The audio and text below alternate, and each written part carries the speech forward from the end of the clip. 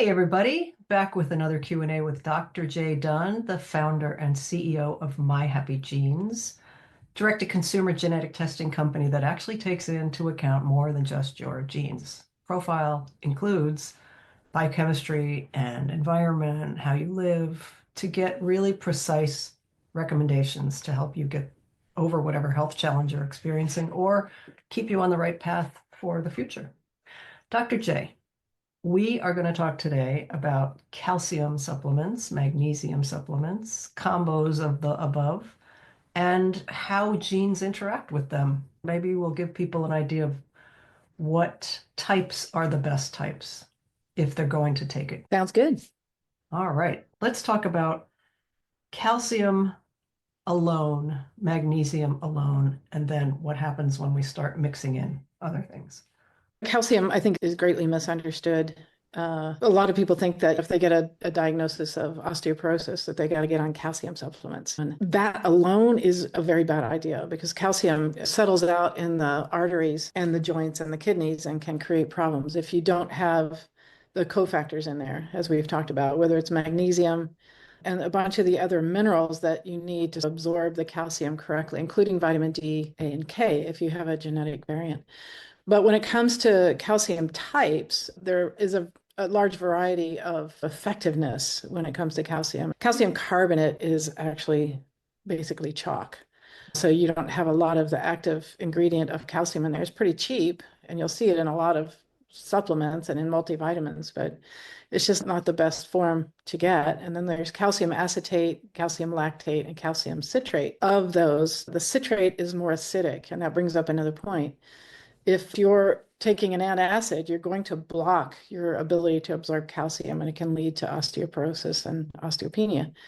Stomach acid is critical for the body to absorb our minerals. And if you're on an antacid and you've been taking it for a while, it's not a good idea because you're really going to lead to all kinds of nutrient deficiencies. And I would talk to your doctor about that.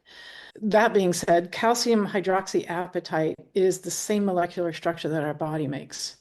Microcrystalline hydroxyapatite calcium, that's what it's called, MCHC.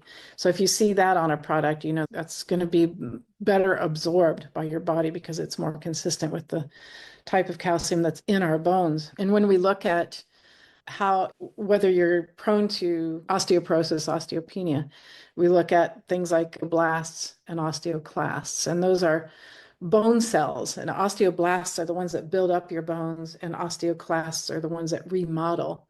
So a lot of those bisphosphonate products that are supposed to be good for osteoporosis actually block the osteoclasts, which at first glance seems like a good idea, but in the long run can actually lead to bones that are weak and brittle and actually cause bone breakage. And they're finding it in the jaw, and some people are walking along and then their bones break.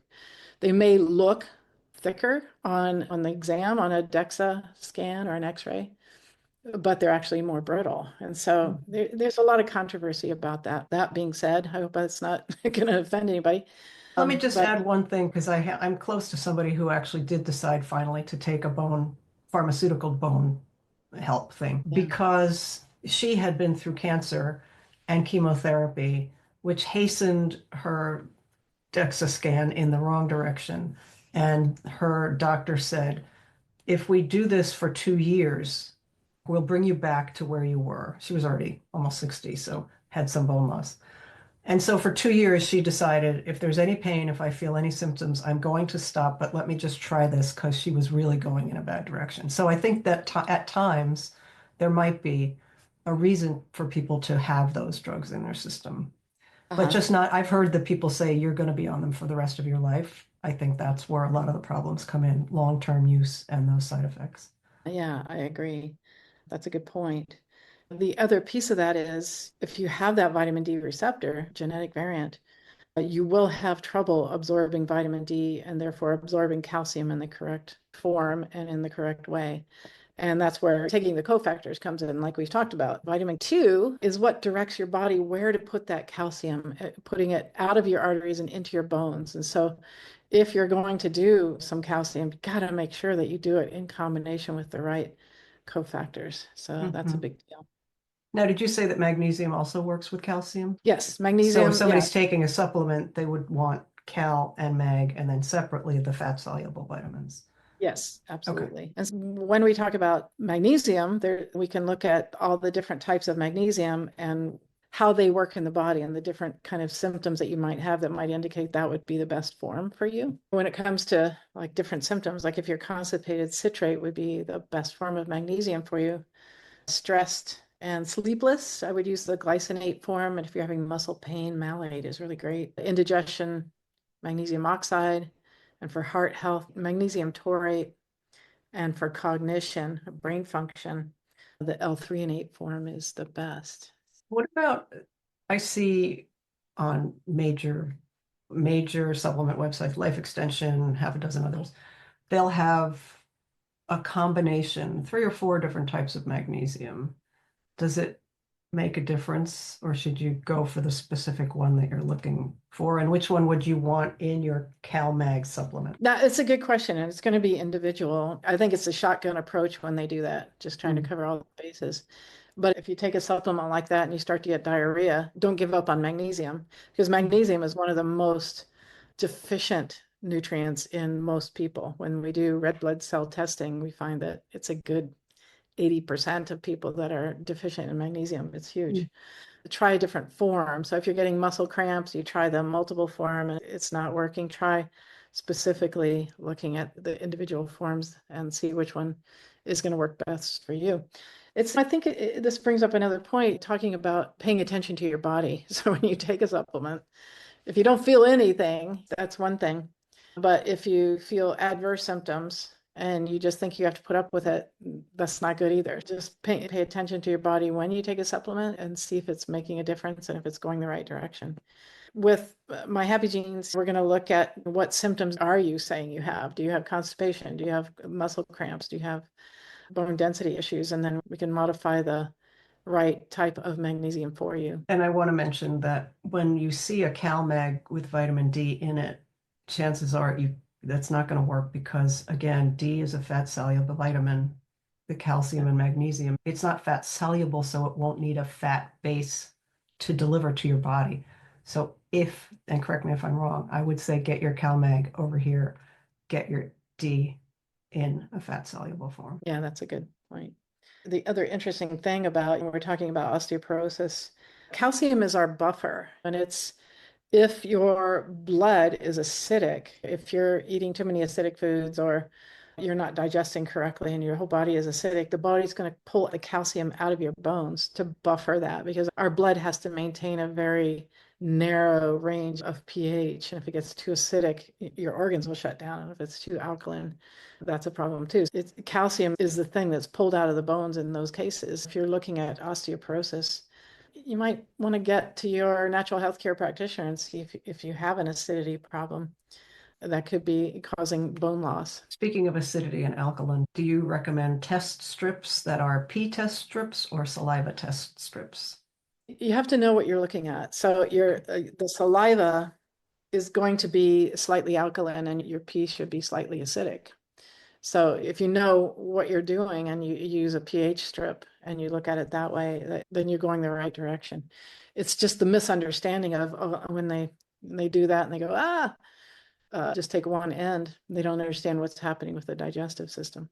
Chances are we shouldn't be our own doctors unless we went to a doctor school of some variety. Yeah, or do some more studying on that Yeah. and get the correct information about how to read those. Anything else you want to say about calcium and magnesium?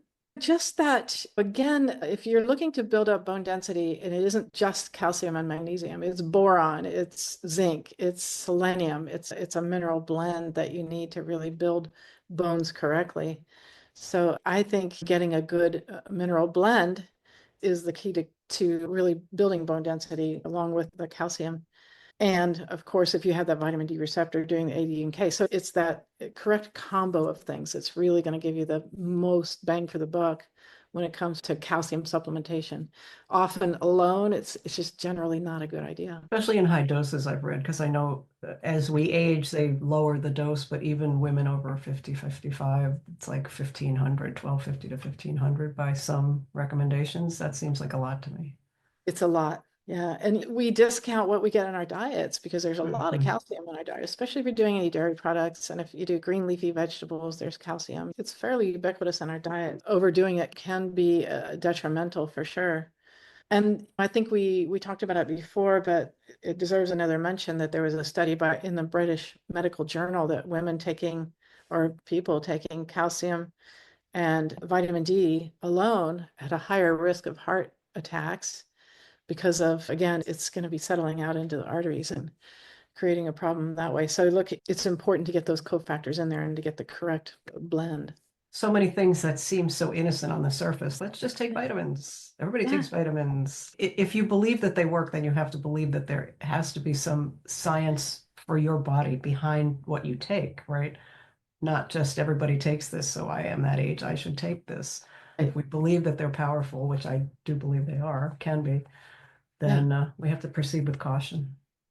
Yeah, they are powerful and especially manufactured in the right way and specifically for you. Yeah, so that's the key, and they can be very powerful. And in fact, that's what we don't recommend medications because we look at the real underlying cause of these health issues. And our bodies work on vitamins, minerals, amino acids, proteins, carbs, and fats. They don't work on drugs. It's not a drug deficiency. It's understanding what you're taking. Are you taking it in the right form for you? Are you taking it in the right amount for you? And is it a good quality product? And so those are really the key ingredients. And next week, we're going to talk about how to find a quality supplement and what is wrong with many supplements that you might not be aware of. We just want to Yeah. keep you safe. Thanks, GC. Thank you, Dr. J. We'll be back again next week, peeps.